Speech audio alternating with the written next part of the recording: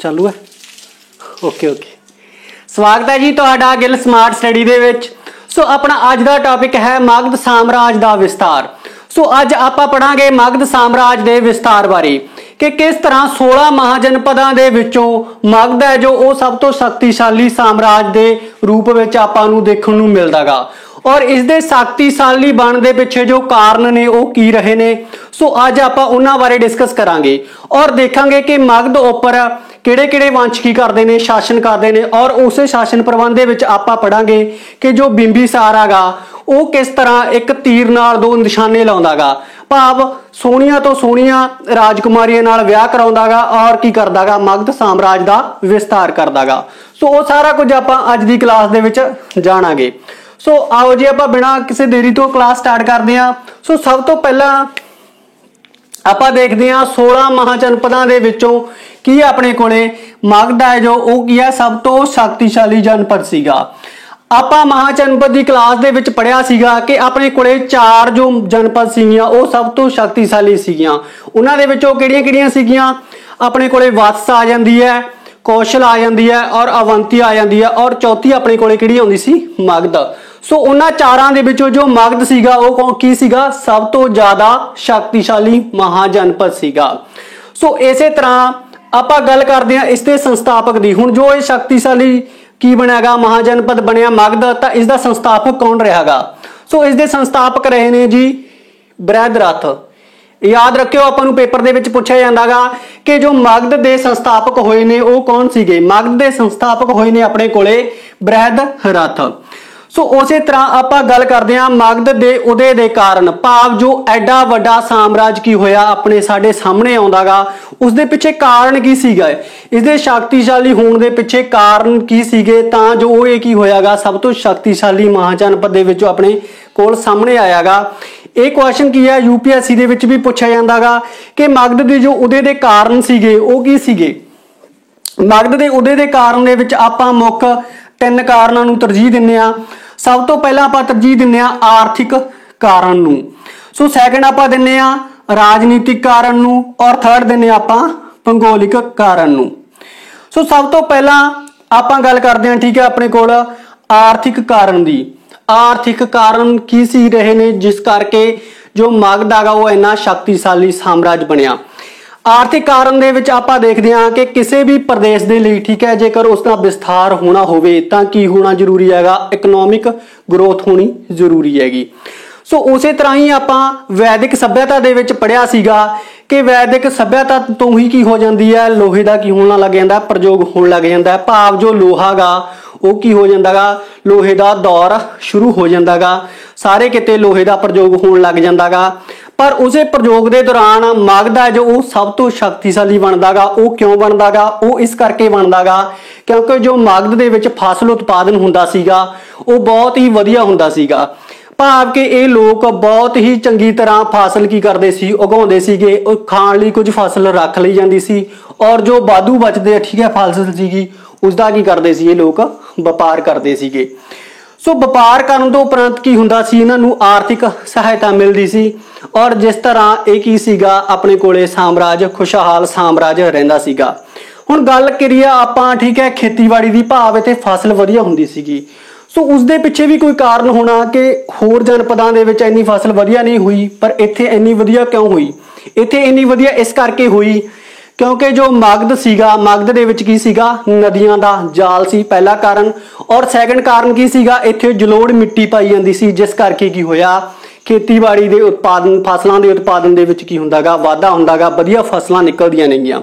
ते एक गल होर आ कि इत्थे की हो जांदा गा लोहे का जो प्रयोग आ खेतीबाड़ी के संदां दे विच की होण लग जांदा गा, प्रयोग होण लग जांदा लोहा, और जिस कारण उत्थे की हुंदियां नेगियां फसलां भी बहुत वधिया आउंदियां ने जिस कारण इत्थे दे लोकां नूं की मिलदी हैगी आर्थिक सहायता मिलदी हैगी। सो उसे तरह ही आपां गल करदे हां राजनीतिक कारण दी। राजनीतिक कारण दे विच आपां देखदे हां कि जो मगध उपर शासन करने वाले राजे ठीक है वंश आउंदे नेगे, उन्हां वंशां दे विच जो राजे आउंदे ने उन्हां दे विचों की सीगा कोई ना कोई राजा बहुत ही वधिया सी, भाव के शक्तिशाली सीगा। ਰਾਜਨੀਤਿਕ ਦੇ ਵਿੱਚ ਆਪਾਂ ਇਹੀ ਦੇਖਦੇ ਹਾਂ ਕਿ ਇਸ ਦੇ ਵਿੱਚ ਕੀ ਹੋਣਾ ਚਾਹੀਦਾ, ਜੇ ਕਿਸੇ ਪ੍ਰਦੇਸ਼ ਦਾ ਰਾਜਨੀਤਿਕ ਵਿਸਤਾਰ ਹੋਣਾ ਹੋਵੇ ਤਾਂ ਉੱਥੋਂ ਦਾ ਰਾਜਾ ਕੀ ਹੋਣਾ ਚਾਹੀਦਾ, ਸ਼ਕਤੀਸ਼ਾਲੀ ਹੋਣਾ ਚਾਹੀਦਾ ਹੈ। ਸੋ ਮਗਧ ਨੂੰ ਉਸੇ ਤਰ੍ਹਾਂ ਦੇ ਰਾਜੇ ਮਿਲਦੇ ਰਹੇ ਜੋ ਕਿ ਕੀ ਸੀਗੇ, ਸ਼ਕਤੀਸ਼ਾਲੀ ਹੈਗੇ ਸੀਗੇ। ਸੋ ਇਹ ਸੀ ਹੋਈ ਰਾਜਨੀਤਿਕ ਕਾਰਨ ਦੀ ਗੱਲ। ਔਰ ਆਪਾਂ ਨੈਕਸਟ ਕਰਦੇ ਹਾਂ ਭੂਗੋਲਿਕ ਕਾਰਨ। ਭੂਗੋਲਿਕ ਕਾਰਨ ਦੇ ਵਿੱਚ ਕੀ ਸੀਗਾ, ਜੋ ਭੂਗੋਲਿਕ ਕਾਰਨ ਹੈਗਾ ਇਹ ਕੀ ਰਿਹਾ, ਸਭ ਤੋਂ ਜ਼ਿਆਦਾ ਖਾਸ ਰਿਹਾ ਹੈਗਾ ਆਪਣੇ ਕੋਲੇ ਮਗਧ ਸਾਮਰਾਜ ਦੇ ਵਿਸਤਾਰ ਲਈ। ਸੋ ਇਸ ਦੇ ਵਿੱਚ ਆਪਾਂ ਸਭ ਤੋਂ ਪਹਿਲਾਂ ਗੱਲ ਕਰਦੇ ਹਾਂ ਮਗਧ ਦੀ। ਮਗਧ ਸੀਗਾ ਜੋ ਉਹ ਪੈਂਦਾ ਕਿੱਥੇ ਹੈਗਾ, ਠੀਕ ਹੈ। ਸੋ ਮਗਧ ਹੈਗਾ ਜੋ ਆਪਣੇ ਕੋਲੇ ਇਸ ਤਰ੍ਹਾਂ, ਇਹ ਆਪਣੇ ਕੋਲੇ ਗੰਗਾ ਨਦੀ, ਠੀਕ ਹੈ, ਔਰ ਇਹ ਆਪਣੇ ਕੋਲੇ ਗੰਡਕ ਨਦੀ, ਠੀਕ ਹੈ, ਔਰ ਇੱਥੇ ਆ ਜਾਂਦੀ ਹੈ ਆਪਣੇ ਕੋਲ ਸੋਨ ਨਦੀ, ਔਰ ਇੱਥੇ ਆਪਣਾ ਆ ਜਾਂਦਾ ਹੈ ਮਗਧ। ਸੋ ਇਹਨਾਂ ਤਿੰਨਾਂ ਨਦੀਆਂ ਦੇ ਸੁਮੇਲ ਤੋਂ ਕੀ ਬਣਦਾਗਾ, ਸੁਮੇਲ ਦੇ ਵਿੱਚ ਕੀ ਆਉਂਦਾਗਾ, ਮਗਧ ਆਉਂਦਾਗਾ। ਸੋ ਇਹ ਸੀ ਆਪਣੇ ਕੋਲੇ ਮਗਧ ਦੀ ਕੀ ਹੈ, ਆਪਾਂ ਦੇਖਿਆ ਕਿ ਮਗਧ ਪੈਂਦਾ ਕਿੱਥੇ ਹੈਗਾ। ਹੁਣ ਇਹਨਾਂ ਤਿੰਨੇ ਨਦੀਆਂ, ਗੰਡਕ ਨਦੀ, ਸੋਨ ਨਦੀ ਆ ਜਾਂਦੀ ਹੈ ਆਪਣੇ ਕੋਲੇ, ਔਰ ਗੰਗਾ ਨਦੀ, ਇਹਨਾਂ ਤਿੰਨਾਂ ਦੇ ਮੇਲ ਤੋਂ ਕੀ ਬਣਦਾਗਾ ਆਪਣੇ ਕੋਲੇ, ਪਾਟਲੀਪੁੱਤਰ ਬਣਦਾਗਾ। ਇਹਨਾਂ ਤਿੰਨਾਂ ਦੇ ਮੇਲ ਤੋਂ ਕੀ ਬਣਿਆ, ਪਾਟਲੀਪੁੱਤਰ ਬਣਿਆ। ਹੁਣ ਜੋ ਪਾਟਲੀਪੁੱਤਰ ਸੀਗਾ ਇਹ ਕੀ ਸੀਗਾ, ਇਹ ਸੀ ਮਗਧ ਦੀ ਰਾਜਧਾਨੀ। ਕਿਹੜੀ ਰਾਜਧਾਨੀ, ਸੈਕੰਡ ਰਾਜਧਾਨੀ। ਪਹਿਲੀ ਕਿਹੜੀ ਸੀ, ਰਾਜਗਿਰੀ। ਪਹਿਲੀ ਰਾਜਗਿਰੀ ਸੀ, ਸੈਕੰਡ ਬਣਿਆ ਪਾਟਲੀਪੁੱਤਰ। ਸੋ ਜੋ ਰਾਜਗਿਰੀ ਸੀਗੀ ਇਹ ਕੀ ਸੀਗਾ, ਇਹ ਪਹਾੜੀਆਂ ਨਾਲ ਘਿਰਿਆ ਹੋਇਆ ਕੀ ਸੀਗਾ, ਖੇਤਰ ਸੀਗਾ। ਸੋ ਉਸੇ ਤਰ੍ਹਾਂ ਜੇਕਰ ਆਪਾਂ ਪਾਟਲੀਪੁੱਤਰ ਦੀ ਗੱਲ ਕਰੀਏ ਤਾਂ ਇਹ ਕਿਸ ਨਾਲ ਘਿਰਿਆ ਹੋਇਆ ਸੀਗਾ, ਇਹ ਪੂਰੀ ਤਰ੍ਹਾਂ ਪਾਣੀ ਨਾਲ ਘਿਰਿਆ ਹੋਇਆ ਸੀਗਾ। ਸੋ ਇਹਨਾਂ ਦੇ ਘਿਰਨ ਨਾਲ ਰਾਜਧਾਨੀਆਂ ਪਾਟਲੀਪੁੱਤਰ ਤੇ ਰਾਜਗਿਰੀ ਹੀ ਕਿਉਂ ਬਣਾਈ ਗਈ, ਕਿਉਂਕਿ ਜੋ ਰਾਜਗਿਰੀ ਸੀ ਉਹ ਪਹਾੜੀ ਖੇਤਰ ਨਾਲ ਕੀ ਸੀਗਾ, ਬਿਲਕੁਲ ਘਿਰਿਆ ਹੋਇਆ ਸੀ, ਔਰ ਪਾਟਲੀਪੁੱਤਰ ਪਾਣੀ ਨਾਲ। ਜਿਸ ਨਾਲ ਕੀ ਹੋਇਆ, ਜਿਸ ਦਾ ਰਿਜ਼ਲਟ ਕੀ ਨਿਕਲਿਆ ਕਿ ਜੋ ਮਗਧ ਉੱਪਰ ਬਾਹਰੀ ਹਮਲਾਵਾਰ ਸੀਗੇ ਉਹ ਬਹੁਤ ਹੀ ਘੱਟ ਹਮਲਾ ਕਰਦੇ ਸਨ, ਕਿਉਂਕਿ ਪਾਟਲੀਪੁੱਤਰ ਦੇ ਆਲੇ ਦੁਆਲੇ ਕੀ ਸੀਗਾ, ਪਾਣੀ ਸੀਗਾ, ਔਰ ਰਾਜਗਿਰੀ ਪਹਾੜੀਆਂ ਨਾਲ ਘਿਰਿਆ ਹੋਇਆ ਖੇਤਰ ਸੀਗਾ। ਸੋ ਇਸੇ ਕਰਕੇ ਮਗਧ ਦੀਆਂ ਰਾਜਧਾਨੀਆਂ ਰਾਜਗਿਰੀ ਤੇ ਪਾਟਲੀਪੁੱਤਰ ਦੇ ਵਿੱਚ ਕੀ ਹੈ, ਜ਼ਿਆਦਾ ਵੰਡੀਆਂ ਗਈਆਂ ਨੇ। ਕੋਈ ਰਾਜਾ ਰਾਜਗਿਰੀ ਨੂੰ ਆਪਣੀ ਰਾਜਧਾਨੀ ਬਣਾਉਂਦਾ, ਕੋਈ ਪਾਟਲੀਪੁੱਤਰ ਨੂੰ ਬਣਾਉਂਦਾਗਾ। ਸੋ ਇਹਨਾਂ ਭੂਗੋਲਿਕ ਕਾਰਨਾਂ ਦੇ ਵਿੱਚ ਹੀ ਆਪਾਂ ਕੁਝ ਪੁਆਇੰਟ ਹੋਰ ਦੇਖਦੇ ਹਾਂ ਜਿੱਥੋਂ ਕਿ ਆਪਾਂ ਨੂੰ ਪੇਪਰ ਦੇ ਵਿੱਚ ਕੁਐਸਚਨ ਪੁੱਛੇ ਜਾਂਦੇ ਨੇਗੇ। ਸੋ ਕੁਐਸਚਨ ਕੀ ਪੁੱਛਿਆ ਜਾਂਦਾਗਾ, ਕੁਐਸਚਨ ਪੁੱਛਿਆ ਜਾਂਦਾਗਾ ਕਿ ਜੋ ਜਲ ਮਾਰਗ ਸੀਗੇ, ਠੀਕ ਹੈ, ਜੋ ਆਪਣਾ ਮਗਧ ਦੇ ਲੋਕ ਸੀਗੇ ਇਹ ਵਪਾਰ ਕਰਦੇ ਸੀ, ਠੀਕ, ਆਪਾਂ ਪੜਿਆਗਾ ਕਿ ਖੇਤੀਬਾੜੀ ਵਧੀਆ ਹੁੰਦੀ ਸੀ, ਫਸਲਾਂ ਦਾ ਉਤਪਾਦਨ ਵਧੀਆ ਹੁੰਦਾ ਸੀ, ਇਹ ਲੋਕ ਵਪਾਰ ਕਰਦੇ ਸੀ। ਪਰ ਜ਼ਿਆਦਾ ਵਪਾਰ ਕਰਨ ਲਈ ਉਹਨਾਂ ਨੂੰ ਕੀ ਚਾਹੀਦੇ ਸੀਗੇ, ਜਲ ਮਾਰਗ ਚਾਹੀਦੇ ਸੀਗੇ। ਸੋ ਇਸ ਦੇ ਵਿੱਚ ਆਪਾਂ ਦੇਖਦੇ ਹਾਂ ਕਿ ਮਗਧ ਦੇ ਵਿੱਚ ਜੋ ਜਲ ਮਾਰਗ ਸੀਗੇ ਉਹਨਾਂ ਦੀ ਕਾਫੀ ਜ਼ਿਆਦਾ ਸਹੂਲਤ ਸੀਗੀ, ਭਾਵ ਕਿ ਇਹ ਲੋਕ ਜਲ ਮਾਰਗਾਂ ਰਾਹੀਂ ਕੀ ਕਰਦੇ ਸੀਗੇ, ਵਪਾਰ ਕਰਦੇ ਸੀ। ਔਰ ਸੈਕੰਡ ਪੁੱਛਿਆ ਜਾਂਦਾ ਇੱਥੇ ਕਿਹੜੀ ਲੱਕੜੀ ਪਾਈ ਜਾਂਦੀ ਸੀ, ਇੱਥੇ ਜੰਗਲੀ ਲੱਕੜੀ ਪਾਈ ਜਾਂਦੀ ਸੀ। ਇਹ ਲੋਕ ਜੰਗਲੀ ਲੱਕੜੀ ਦੀ ਇੱਥੇ ਕੀ ਸੀ, ਬਹੁਤਾਤ ਸੀ। ਔਰ ਜੰਗਲੀ ਲੱਕੜੀ ਤੋਂ ਕੀ ਬਣਾਉਂਦੇ ਸੀ ਇਹ ਲੋਕ ਜੰਗਲੀ ਲੱਕੜੀ ਤੋਂ ਰੱਥ ਬਣਾਉਂਦੇ ਸੀ ਤੇ ਹੋਰ ਕੀ ਹੈ ਆਪਣੇ ਕੋਲੇ, ਠੀਕ ਹੈ, ਜੋ ਕੰਮ ਦੀਆਂ ਇਹਨਾਂ ਦੀਆਂ ਚੀਜ਼ਾਂ ਸੀਗੀਆਂ ਉਹ ਬਣਾਉਂਦੇ ਸੀਗੇ। ਔਰ ਥਰਡ ਪੁਆਇੰਟ ਆ ਜਾਂਦਾਗਾ ਕਿ ਇਸ ਥਾਂ ਉੱਪਰ ਕੀ ਹੈ, ਛੋਟਾ ਨਾਗਪੁਰ ਹੈ, ਜੋ ਛੋਟਾ ਨਾਗਪੁਰ ਦਾ ਜੋ ਪਠਾਰੀ ਖੇਤਰ ਹੈਗਾ ਉਹ ਕਿਸ ਦੇ ਹਿੱਸੇ ਆਇਆ, ਮਗਧ ਦੇ ਹਿੱਸੇ ਆਇਆ। ਆਪਾਂ ਪੜਿਆਗਾ ਕਿ ਛੋਟਾ ਨਾਗਪੁਰ ਦਾ ਪਠਾਰੀ ਖੇਤਰ, ਇਹ ਤੁਸੀਂ ਸਭ ਨੇ ਪੜਿਆ ਹੋਣਾ ਕਿ ਇੱਥੇ ਕੀ ਹੈ, ਖਣਿਜਾਂ ਦੀ ਕੀ ਹੈ, ਬਹੁਤਾਤ ਹੈ, ਇੱਥੋਂ ਬਹੁਤ ਸਾਰੇ ਖਣਿਜ ਨਿਕਲਦੇ ਨੇਗੇ। ਸੋ ਉਹਨਾਂ ਖਣਿਜਾਂ ਦੇ ਵਿੱਚੋਂ ਜੇਕਰ ਮੈਂ ਇੱਕ ਵਿਸ਼ੇਸ਼ ਦੀ ਗੱਲ ਕਰਾਂ ਤਾਂ ਉਹ ਕੀ ਸੀਗਾ, ਲੋਹਾ। ਸੋ ਲੋਹਾ ਕਿੱਥੋਂ ਮਿਲਿਆ ਇਹਨਾਂ ਨੂੰ, ਛੋਟਾ ਨਾਗਪੁਰ ਦਾ ਪਠਾਰੀ ਖੇਤਰ ਜੋ ਕਿ ਮਗਧ ਦੇ ਹਿੱਸੇ ਵਿੱਚ ਆਇਆ, ਠੀਕ ਹੈ, ਉੱਥੋਂ ਕੀ ਮਿਲਿਆ, ਲੋਹਾ ਮਿਲਿਆ। ਸੋ ਲੋਹੇ ਦਾ ਪ੍ਰਯੋਗ ਕਿੱਥੇ ਹੋਇਆ, ਲੋਹੇ ਦਾ ਪ੍ਰਯੋਗ ਹੋਇਆ ਖੇਤੀ ਦੇ ਸੰਦਾਂ ਵਾਸਤੇ। ਔਰ ਸੈਕੰਡ ਲੋਹੇ ਦਾ ਪ੍ਰਯੋਗ ਕੀਤਾ ਮਗਧ ਉੱਪਰ ਜਿਹੜੇ, ਠੀਕ ਹੈ, ਰਾਜੇ ਸੀਗੇ ਰਾਜ ਕਰਦੇ, ਉਹਨਾਂ ਨੇ ਯੁੱਧਾਂ ਦੇ ਲਈ ਲੋਹੇ ਤੋਂ ਹਥਿਆਰ ਬਣਾਉਣੇ ਸ਼ੁਰੂ ਕਰ ਦਿੱਤੇ। ਜਿਸ ਦਾ ਸਿੱਟਾ ਕੀ ਨਿਕਲਿਆ, ਇਸ ਦਾ ਸਿੱਟਾ ਨਿਕਲਿਆ ਕਿ ਜੋ ਮਗਧ ਦੇ ਰਾਜੇ ਸੀ ਉਹ ਬਹੁਤ ਹੀ ਘੱਟ ਯੁੱਧ ਹਾਰੇ ਔਰ ਮਗਧ ਦਾ ਕੀ ਹੋਇਆ, ਰਾਜ ਵਿਸਥਾਰ ਹੋਇਆ। ਸੋ ਇਸੇ ਤਰ੍ਹਾਂ ਹੀ ਆਪਾਂ ਗੱਲ ਕਰਦੇ ਹਾਂ ਕਿ ਇਸ ਦੇ ਜੋ ਜੰਗਲ ਸੀਗੇ, ਠੀਕ ਹੈ, ਮਗਧ ਦੇ ਜੰਗਲਾਂ ਦੇ ਵਿੱਚੋਂ ਕੀ ਪਾਇਆ ਗਿਆ, ਇੰਨੇ ਜੰਗਲਾਂ ਦੇ ਵਿੱਚੋਂ ਪਾਏ ਗਏ ਆਪਣੇ ਕੋਲੇ ਹਾਥੀ ਇਹਨਾਂ ਨੂੰ ਕੀ ਹੋਏ, ਪ੍ਰਾਪਤ ਹੋਏ। ਤਾਂ ਜਿਹੜੇ ਇੱਥੋਂ ਦੇ ਰਾਜੇ ਸੀਗੇ ਜਿਹੜੇ ਮਗਧ ਉੱਪਰ ਰਾਜ ਕਰਦੇ ਸੀ ਉਹਨਾਂ ਨੇ ਕੀ ਕੀਤਾ, ਜੰਗਲਾਂ ਦੇ ਵਿੱਚੋਂ ਹਾਥੀ ਫੜ ਕੇ ਆਪਦੀ ਸੈਨਾ ਦੇ ਵਿੱਚ ਸ਼ਾਮਲ ਕਰੇ, ਠੀਕ ਹੈ, ਸ਼ਾਮਲ ਕਰਕੇ ਉਹਨਾਂ ਨੇ ਯੁੱਧ ਲੜੇ ਔਰ ਜਿਸ ਕਰਕੇ ਬਹੁਤ ਸਾਰੇ ਰਾਜਿਆਂ ਦੀ ਕੀ ਹੋਈ, ਜਿੱਤ ਹੋਈ। ਸੋ ਇਹ ਸੀ ਆਪਣੇ ਕੋਲੇ ਭੂਗੋਲਿਕ ਕਾਰਨ ਜਿੱਥੋਂ ਮਗਧ ਸਾਮਰਾਜ ਦਾ ਕੀ ਹੁੰਦਾ ਹੈ, ਵਿਸਥਾਰ ਹੁੰਦਾਗਾ। ਸੋ ਉਸੇ ਤਰ੍ਹਾਂ ਹੀ ਆਪਾਂ ਗੱਲ ਕਰਦੇ ਹਾਂ, ਅਗਲਾ ਆਪਣਾ ਪੁਆਇੰਟ ਹੈ ਜੋ ਉਹ ਆਉਂਦਾਗਾ ਸ਼ਾਸਨ। ਆਪਣੇ ਕੋਲੇ ਪੇਪਰ ਦੇ ਵਿੱਚ ਕੀ ਪੁੱਛਿਆ ਜਾਂਦਾਗਾ, ਪੇਪਰ ਦੇ ਵਿੱਚ ਆਪਾਂ ਨੂੰ ਪੁੱਛਿਆ ਜਾਂਦਾਗਾ ਕਿ ਕਿਹੜੇ ਕਿਹੜੇ ਵੰਸ਼, ਕਿਹੜਾ ਵੰਸ਼ ਸਭ ਤੋਂ ਪਹਿਲਾਂ ਆਇਆ, ਕਿਹੜਾ ਸੈਕਿੰਡ ਆਇਆ, ਕਿਹੜਾ ਥਰਡ ਆਇਆ, ਉਹਨਾਂ ਨੂੰ ਆਪਾਂ ਕ੍ਰਮ ਦੇ ਵਿੱਚ ਕੀ ਕਰਨਾ ਹੁੰਦਾ, ਦਰਸਾਉਣਾ ਹੁੰਦਾਗਾ। ਸੋ ਉਸੇ ਤਰ੍ਹਾਂ ਆਪਾਂ ਨੂੰ ਜੇਕਰ ਕ੍ਰਮ ਪੁੱਛਿਆ ਜਾਵੇ ਇਸਦਾ ਤਾਂ ਸਭ ਤੋਂ ਪਹਿਲਾਂ ਆਉਂਦਾ ਜੀ ਆਪਣੇ ਕੋਲੇ ਹਰਿਅਕ ਵੰਸ਼, ਔਰ ਸੈਕਿੰਡ ਆਉਂਦਾ ਹੈ ਸ਼ਿਸ਼ੂਨਾਗ ਵੰਸ਼, ਔਰ ਥਰਡ ਆਉਂਦਾ ਹੈ ਨੰਦ ਵੰਸ਼। ਤੁਸੀਂ ਇਹ ਧਿਆਨ ਦੇ ਵਿੱਚ ਰੱਖਣਾ, ਸਭ ਤੋਂ ਪਹਿਲਾਂ ਹਰਿਅਕ ਵੰਸ਼, ਸੈਕਿੰਡ ਆਪਣੇ ਕੋਲੇ ਆਉਂਦਾਗਾ ਸ਼ਿਸ਼ੂਨਾਗ ਵੰਸ਼, ਔਰ ਥਰਡ ਆਪਣੇ ਕੋਲੇ ਕਿਹੜਾ ਆਉਂਦਾਗਾ, ਨੰਦ ਵੰਸ਼। ਸੋ ਇਹ ਇਹਨਾਂ ਦਾ ਕੀ ਸੀਗਾ, ਕ੍ਰਮ, ਔਰ ਪੇਪਰ ਦੇ ਵਿੱਚ ਸੇਮ ਆਪਾਂ ਨੂੰ ਪੁੱਛਿਆ ਜਾਂਦਾਗਾ। ਇਸ ਦੇ ਵਿੱਚ ਇਹਨਾਂ ਤਰੀਕਾਂ ਤੇ ਇੰਨਾ ਧਿਆਨ ਨਹੀਂ ਦਿੱਤਾ ਜਾਂਦਾ, ਠੀਕ ਹੈ, ਐਂਸ਼ੀਅੰਟ ਹਿਸਟਰੀ ਦੇ ਵਿੱਚ ਜਿੰਨਾ ਕਿ ਆਪਾਂ ਨੂੰ ਇਫੈਕਟ ਪੁੱਛੇ ਜਾਂਦੇ ਨੇਗੇ। ਸੋ ਉਹ ਇਫੈਕਟ ਆਪਾਂ ਯਾਦ ਰੱਖਣੇ, ਇਕੱਲਾ ਇਕੱਲਾ ਪੁਆਇੰਟ ਯਾਦ ਰੱਖਣਾਗਾ ਕਿ ਕਿਹੜੀ ਘਟਨਾ ਪਹਿਲਾਂ ਵਾਪਰੀ, ਕਿਹੜੀ ਬਾਅਦ ਦੇ ਵਿੱਚ ਵਾਪਰੀ। ਸੋ ਇਸੇ ਤਰ੍ਹਾਂ ਗੱਲ ਕਰੀਏ ਆਪਾਂ ਹਰਿਅਕ ਵੰਸ਼ ਦੀ। ਸੋ ਸਭ ਤੋਂ ਪਹਿਲਾਂ ਆਪਣੇ ਕੋਲੇ ਆਉਂਦਾਗਾ ਹਰਿਅਕ ਵੰਸ਼। ਹਰਿਅਕ ਵੰਸ਼, ਇਸ ਨੂੰ ਇੱਕ ਹੋਰ ਨਾਮ ਨਾਲ ਵੀ ਜਾਣਿਆ ਜਾਂਦਾਗਾ। ਉਹ ਨਾਮ ਕੀ ਹੈਗਾ ਉਹ ਮੈਂ ਤੁਹਾਨੂੰ ਦੱਸ ਦਾਂਗਾ। ਇਸ ਨੂੰ ਪ੍ਰੀਤੀਹੰਤਾ, ਸਪੇਸ ਥੋੜੀ ਜਿਹੀ ਘੱਟ ਹੈ ਪਰ ਮੈਨੇਜ ਕਰਿਓ, ਪ੍ਰੀਤੀਹੰਤਾ ਦੇ ਨਾਮ ਨਾਲ ਵੀ ਜਾਣਿਆ ਜਾਂਦਾਗਾ। ਪ੍ਰੀਤੀਹੰਤਾ ਤੋਂ ਕੀ ਭਾਵ ਹੈਗਾ, ਪ੍ਰੀਤੀਹੰਤਾ ਤੋਂ ਭਾਵ ਹੈਗਾ ਕਿ ਇੱਥੋਂ ਦੇ ਜਿਹੜੇ ਹਰਿਅਕ ਵੰਸ਼ ਦੇ ਰਾਜੇ ਸੀਗੇ ਉਹਨਾਂ ਨੇ ਕੀ ਕੀਤਾ, ਆਪਦੇ ਪਿਤਾ ਨੂੰ ਕੀ ਹੈ ਮਾਰ ਕੇ ਗੱਦੀ ਦੇ ਉੱਪਰ ਰਾਜ ਕੀਤਾ, ਗੱਦੀ ਪ੍ਰਾਪਤ ਕੀਤੀ। ਸੋ ਇਸੇ ਕਰਕੇ ਇਸ ਨੂੰ ਕੀ ਕਿਹਾ ਜਾਂਦਾਗਾ, ਪ੍ਰੀਤੀਹੰਤਾ। ਸੋ ਉਸ ਦੀ ਐਗਜ਼ਾਮਪਲ ਦੇ ਵਿੱਚ ਆਪਾਂ ਦੇਖਦੇ ਹਾਂ ਕਿ ਆਪਣੇ ਕੋਲੇ ਬਿੰਬੀਸਾਰ ਦੀ ਮੌਤ ਕਰਕੇ ਕੀ ਬਣਦਾਗਾ, ਅਜਾਤ ਸ਼ਤਰੂ ਉਸਦਾ ਪੁੱਤਰ ਕੀ ਬਣਦਾਗਾ, ਗੱਦੀ ਸੰਭਾਲਦਾਗਾ।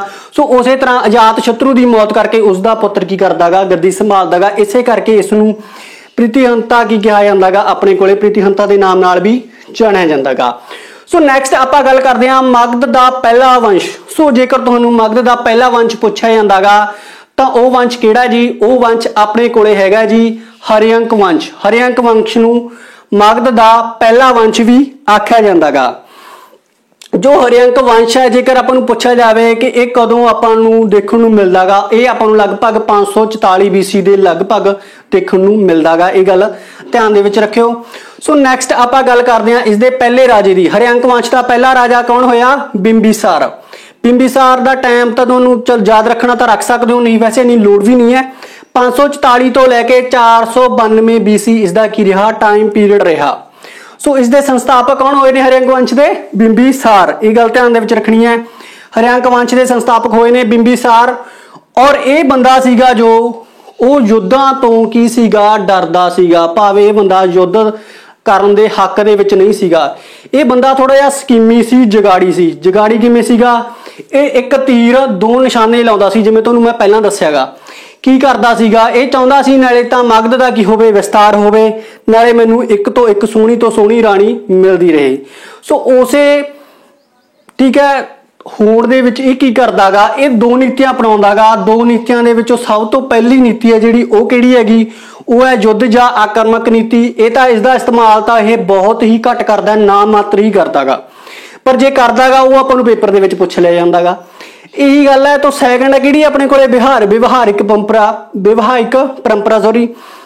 ਸੋ ਵਿਵਾਹਿਕ ਪਰੰਪਰਾ ਦੇ ਵਿੱਚ ਕੀ ਹੈਗਾ ਕਰਦਾ, ਇਹ ਵਿਵਾਹਿਕ ਪਰੰਪਰਾ ਦਾ ਪ੍ਰਯੋਗ ਇਹ ਬਹੁਤ ਜ਼ਿਆਦਾ ਕਰਦਾਗਾ। ਠੀਕ ਹੈ, ਬਹੁਤ ਜ਼ਿਆਦਾ ਕਿਉਂ ਕਰਦਾਗਾ, ਕਿਉਂਕਿ ਇਸ ਨੂੰ ਕੀ ਚਾਹੀਦਾ ਸੀ, ਮਗਧ ਦਾ ਸਾਮਰਾਜ, ਸੋਹਣੀ ਤੋਂ ਸੋਹਣੀ ਰਾਜਕੁਮਾਰੀ।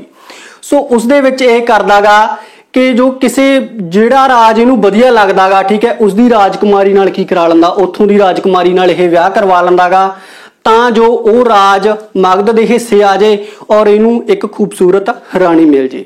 ਸੋ ਉਸੇ ਤਰ੍ਹਾਂ ਜੇਕਰ ਸਭ ਤੋਂ ਪਹਿਲਾਂ ਯੁੱਧ ਜਾਂ ਆਕਰਮਕ ਨੀਤੀ ਰਾਹੀਂ ਪੇਪਰ ਦੇ ਵਿੱਚ ਪੁੱਛਿਆ ਜਾਵੇ ਕਿ ਜੋ ਬਿੰਬੀਸਾਰ ਨੇ ਉਹ ਕਿਹੜਾ ਪ੍ਰਦੇਸ਼ ਜਿੱਤਿਆ ਸੀਗਾ, ਉਹ ਪ੍ਰਦੇਸ਼ ਜਿੱਤਿਆ ਸੀ ਜੀ ਆਪਣੇ ਕੋਲੇ ਅੰਗ ਨੂੰ ਜਿੱਤਿਆ ਇਹਨੇ ਯੁੱਧ ਜਾਂ ਆਕਰਮਕ ਨੀਤੀ ਰਾਹੀਂ। ਬਸ ਡਰਦਾ ਗਿਆ ਹੋਣਾ, ਵੈਸੇ ਹੱਕ 'ਚ ਤਾਂ ਹੈ ਨਹੀਂ ਸੀ ਇਹ ਬੰਦਾ, ਡਰਦਾ ਸੀ ਯੁੱਧਾਂ ਜ਼ਿਆਦਾ ਤਾਂ, ਪਰ ਇਹ ਸਕੀਮਾਂ ਥੋੜ੍ਹੀਆਂ ਜ਼ਰੂਰ ਲਾਉਂਦਾ ਸੀਗਾ। ਉਹ ਆਪਾਂ ਨੂੰ ਪੁੱਛ ਲਿਆ ਜਾਂਦਾਗਾ ਤਾਂ ਉਹ ਪ੍ਰਦੇਸ਼ ਕਿਹੜਾ ਸੀਗਾ, ਅੰਗ ਸੀਗਾ। ਸੋ ਵਿਵਾਹਿਕ ਪਰੰਪਰਾ ਦੇ ਵਿੱਚ ਆਪਾਂ ਨੂੰ ਇਹਦੇ ਵਿਆਹ ਪੁੱਛੇ ਜਾਂਦੇ ਨੇ ਕਿ ਪਹਿਲਾ ਵਿਆਹ ਕਿਸ ਨਾਲ ਹੋਇਆ, ਦੂਜਾ ਕਿਸ ਨਾਲ ਹੋਇਆ, ਤੀਜਾ ਕਿਸ ਨਾਲ ਹੋਇਆ। ਠੀਕ ਹੈ, ਸੋ ਇਹਨੇ 3 ਵਿਆਹ ਕਰਵਾਏ ਵਿਵਾਹਿਕ ਪਰੰਪਰਾ ਦੇ ਅਨੁਸਾਰ। ਠੀਕ ਹੈ, ਜੋ ਸਭ ਤੋਂ ਪਹਿਲਾ ਵਿਆਹ ਕਰਵਾਇਆ ਉਹ ਕਰਵਾਇਆ ਕੌਸ਼ਲਾ ਦੇਵੀ।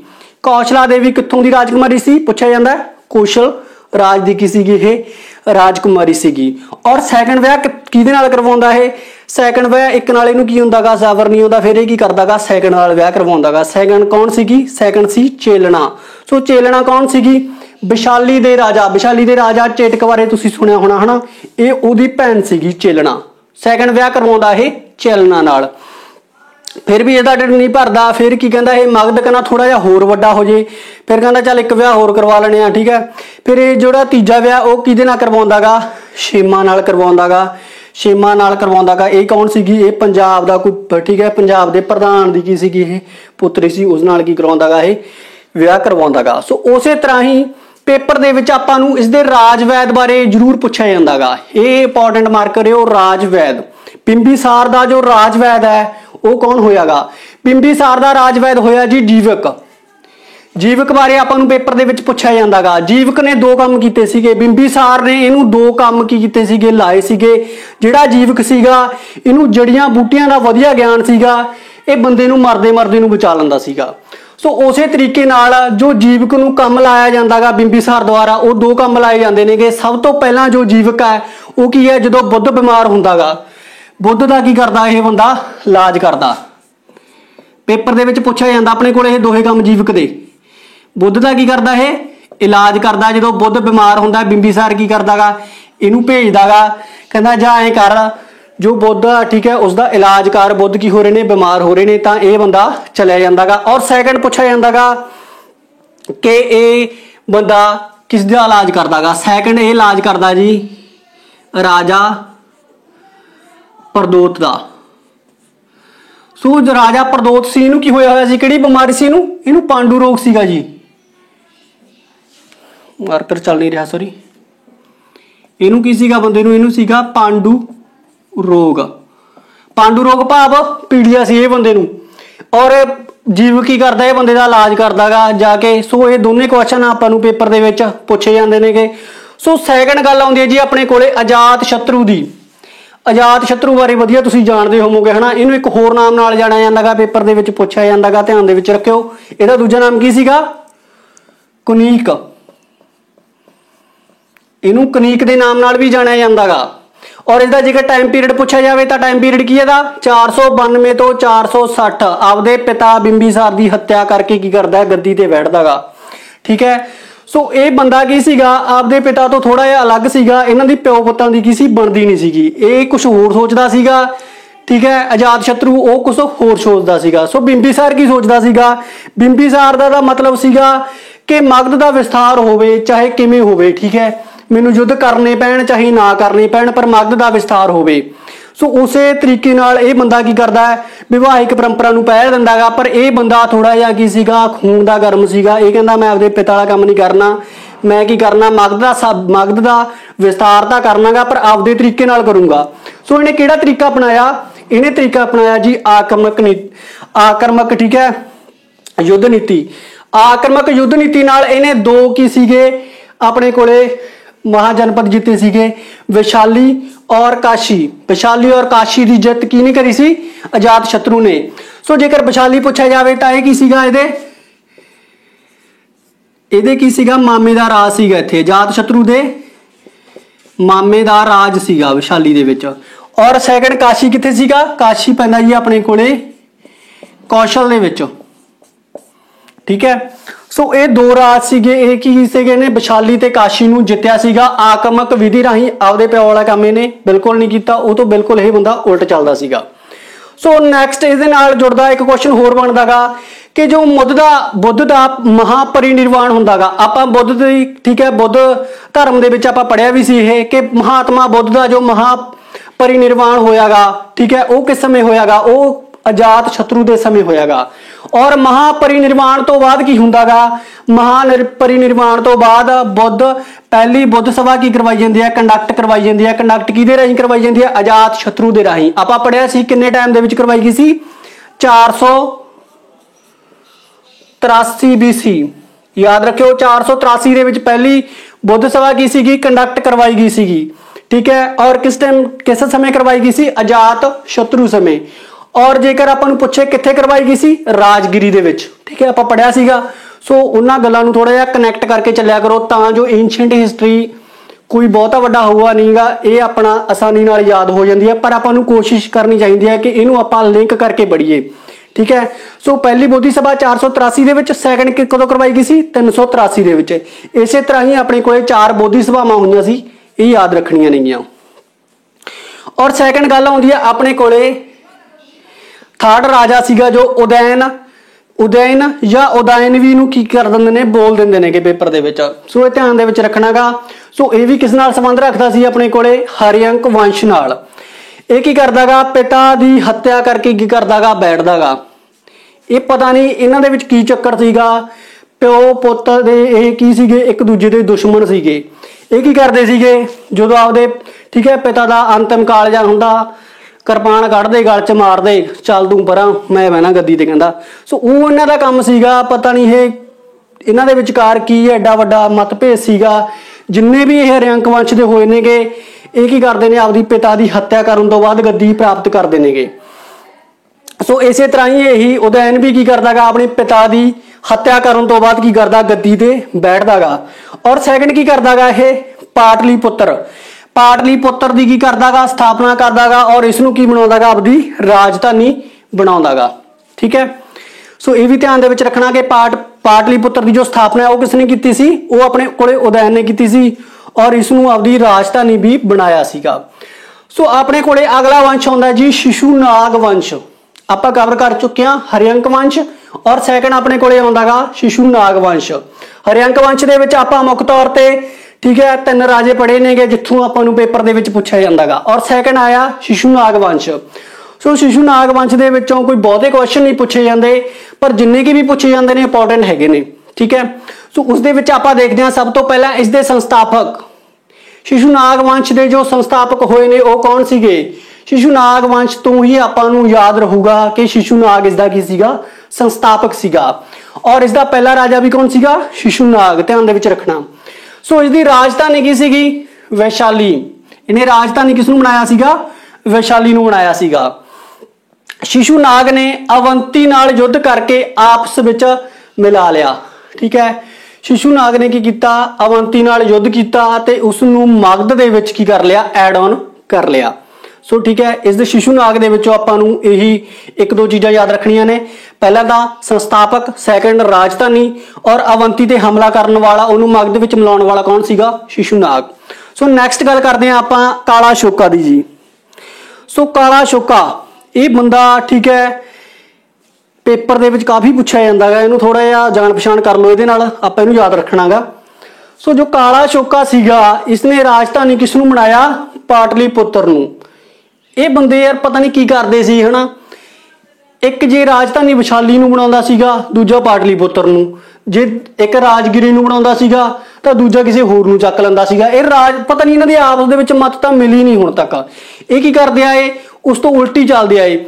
उल्टा जा तां की कर दिंदे सी, आपदे प्यो दी हत्या कर दिंदे सीगे, जा की कर दिंदे सी, खिच आए की कर दिंदे सी, राजधानी चेंज कर दिंदे सी। भी इन्हां नाल दस की फर्क पैंदा, है ना।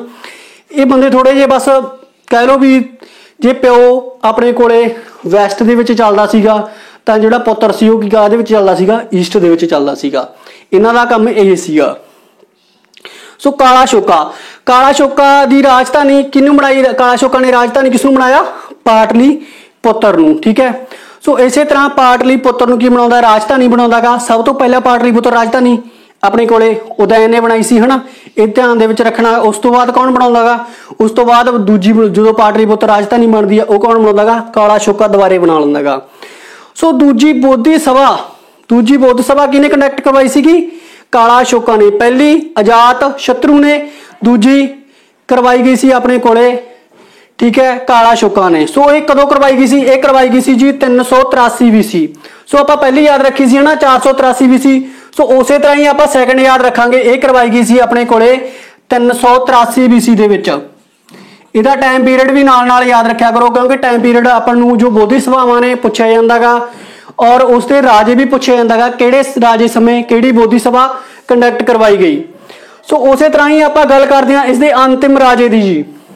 शिशुनाग वंश का जो अंतिम राजा होयागा वो कौन सीगा, शिशुनाग का जो अंतिम राजा होयागा वो अपने कोले कौन सीगा? नंदीवर्धन। पेपर दे विच पूछा जांदा गा, छोटा जिहा नाम है, याद रखियो, कर लो कंटैक्ट किसी नंद नुंद नाल इहनूं, पर याद रखना गा आपां, ठीक है। सो नैक्सट गल करदे आपां नंद वंश दी। सब तो पहला आपां क्लीयर करिया हरियंक वंश, फिर करिया शिशुनाग वंश, हुण वारी आउंदी है जी अपने कोले नंद वंश दी। सो नंद वंश दे विच आपां देखदे हां कुल शासक किन्ने होए ने? 10। पर आपां 10 दे 10 शासक कवर नहीं करने, आपां नूं दो बारी थोड़ी इनफॉर्मेशन मिलती है, पहला ते लास्ट। सो आपां उन्हां दोनों बारे की करांगे, पढ़ांगे। सो जो पहला सीगा संस्थापक पूछा जाता अपने कोले नंद वंश दे, हरेक दे संस्थापक याद रखने ने, ठीक है। हरियंक वंश का किहड़ा सीगा? बिंबिसार। सो उस तरह ही आपां शिशुनाग का कौन सीगा? शिशुनाग। नंद वंश का कौन सी? महापद्मानंदा। सो ये ध्यान दे विच रखियो कि जो नंद वंश का संस्थापक होया वो कौन होया? महापद्मानंदा। ना थोड़ा जिहा वड्डा गा पर आपां नूं, ठीक है, मैनेज करना पऊगा, जोड़ लो किसी नाल इहनूं महापद्मानंदा नूं, वो आपां ध्यान दे विच रखना गा। सो ये बंदा की सीगा? ये बंदा थोड़ा जिहा कठोर सीगा। कठोर की सीगा? ये बंदे दे थोड़े रूल जो रेगूलेशन सीगे वो थोड़े जिहे सख्त सीगे, और जो इत्थों दी की सीगी इसदे राज दी सीगी, ठीक है, जनता सी वो भी थोड़ी जी दुखी सी इतों। ये बंदा थोड़ा जिहा सख्ती चलदा सीगा, प्रभा प्रभु घट्ट ही करदा सीगा, ठीक है। सो इसने उपाधि धारण की सी, किस दी धारण की सी? एकराहट। पूछा जाता जी, याद रखियो, एकराहट की उपाधि किने धारण करी सी? महापद्मानंदा ने।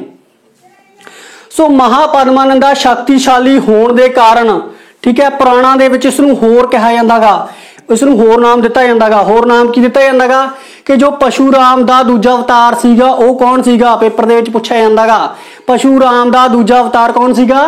महापद्मानंदा। ये भी याद रखना। सो इसे तरह ही ये बंदा की करदा गा? कलिंग ते की करदा गा? हमला कर दिंदा गा। कलिंग ते हमला कर दिंदा। बंदा थोड़ा जिहा सख्त सी, आपां नूं पता भी हारदा तां इह होणे नहीं। सो इहने की कीता? कलिंग नूं जित लिया। कलिंग नूं जित लिया, पर इहने एक काम होर करिया जिहड़ा कि पेपर दे विच पूछा जांदा गा। सो वो काम किहड़ा करिया सीगा? जिनसेन दी मूर्ति नूं लै के इह कलिंग दे विचों मगध लै आया। सो मगध दे विच जिनसेन दी जो मूर्ति है उसनूं कौन लेके आया सीगा? उसनूं लेके आया सी जी अपने कोले महापद्मानंदा। सो ये भी ध्यान दे विच रखना गा। सो नैक्सट इन्हें की कीता सी? इस बंदे ने, ये बंदा थोड़ा जिहा, ठीक है, मन्निया भी थोड़ा जिहा सख्त हैगा सीगा, रूल रेगूलेशन सख्त सीगे, पर यह बंदे की थोड़ी जी सोच सीगी वो थोड़ी जी वधिया सीगी। इन्हें की कीता? कलिंग विच की करवाया? नहरां दा निर्माण करवाया। कलिंग विच नहरां दा निर्माण किसने करवाया? महापद्मानंदा ने। पूछा जांदा गा, ठीक है। और जो अंतिम शासक सीगे, अंतिम शासक कौन रहे नंद वंश ते? घनानंद। सो घनानंद नाल जुड़दी एक बहुत ही उच्च शख्सियत है। सो पूछा जांदा गा कि जो चाणक्य गा, ठीक है, वो किसके दरबार दे विच रहिंदा सीगा? चाणक्य अपने कोले घनानंद दे दरबार दे विच रहिंदा सीगा जी, याद रखियो। चाणक्य दा दूजा नाम तुहानूं सब नूं पता होना, कौटिल्य। चाणक्य दा दूजा नाम की सीगा? कौटिल्य। की हुंदा गा? इहदे नाल जुड़दी एक कहानी हैगी, ठीक है, कि जो घनानंद गा इसदा दरबारी कौन सीगा अपने कोले? कौटिल्य जां चाणक्य।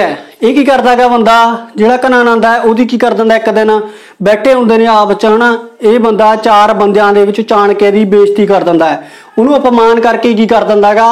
अपमानित करदा गा। ये बंदा जो चाणक्य सीगा ये थोड़ा जिहा की सीगा दिल ते लै जांदा उस गल नूं। ये कहंदा भी मेरे कोले किहड़ा दिमाग नहीं हैगा, कोई गल नहीं, जे तू राजा गा मैं एक दरबारी हाँ, पर कोई गल नहीं, ये तेरा राज दरबार भी एक दिन खुस जूगा, इन्नी क अकल तां मैनूं रब ने बख्शी हैगी। ये की करदा गा बंदा? अपमानित होके इहदा राज दरबार घनानंद दा छड्ड दिंदा गा। अंत की हुंदा गा? ये बंदा चंद्रगुप्त मौर्य दे नाल जाके मिल जांदा गा, उहनूं सिੱਖਿਆ दिंदा गा, जिस नाल की हुंदा गा जो मौर्य गा वो नंद वंश ते हमला कर दिंदा गा, ठीक है ना, घनानंद ते हमला कर दिंदा गा, सॉरी घनानंद ते जो हमला कर दिंदा गा तां नंद वंश का की हो जांदा गा? इत्थे अंत हो जांदा गा। सो जो नंद वंश का अंत हुंदा गा इत्थों ही शुरुआत हुंदी है अपने कोले मौर्य वंश की, ठीक है। सो आपां अगली क्लास दे विच थोड़ा जिहा सिकंदर बारे पढ़ के, क्योंकि सिकंदर बारे आपां थोड़ा जिहा पेपर दे विच पुछे जांदे ने 5-4 पॉइंट, सो उसदे बारे थोड़ी जी आपां चर्चा करके अगे आपां गल करांगे अपने कोले मौर्य वंश की। सो नैक्सट क्लास दे विच आपां ये जो टॉपिक ने वो की करांगे, कवर करांगे। सो अज दी क्लास दे विच आपां जाणिया मगध साम्राज दा विस्तार, ठीक है। मगध साम्राज दे विस्तार दे विच की मुख पॉइंट सामने आए, ਪੇਪਰ ਦੇ ਵਿੱਚ ਕੀ ਇਸ ਨੂੰ ਮਿਲਾ ਕੇ ਜੋ ਆਪਾਂ ਨੂੰ ਆਬਜੈਕਟਿਵ ਪੁੱਛੇ ਜਾਂਦੇ ਨੇ, ਆਪਾਂ ਸਾਰੇ ਉਹਨਾਂ ਬਾਰੇ ਕੀ ਕੀਤੀ, ਚਰਚਾ ਕੀਤੀ। ਇਸੇ ਤਰ੍ਹਾਂ ਹੀ ਤੁਸੀਂ ਹਿਸਟਰੀ ਨੂੰ ਕੀ ਕਰਨਾਗਾ, ਇਹ ਕੋਈ ਬਹੁਤ ਹੀ ਔਖੀ ਗੱਲ ਨਹੀਂ ਹੈ, ਪਰ ਇਸ ਨੂੰ ਕਨੈਕਟ ਕਰਕੇ ਪੜ੍ਹਨ ਦੀ ਕੋਸ਼ਿਸ਼ ਕਰਿਆ ਕਰੋ, ਇਸ ਦੇ ਨੋਟਸ ਬਣਾਇਆ ਕਰੋ, ਇਹ ਆਪਾਂ ਨੂੰ ਆਸਾਨੀ ਨਾਲ ਯਾਦ ਹੋ ਜਾਂਦੀ ਹੈਗੀ। ਸੋ ਅੱਜ ਦੀ ਕਲਾਸ ਦੇ ਲਈ ਇੰਨਾ ਹੀ। ਧੰਨਵਾਦ ਗਿੱਲ ਸਮਾਰਟ ਸਟੱਡੀ ਦੇ ਨਾਲ ਜੁੜੇ ਰਹਿਣ ਲਈ।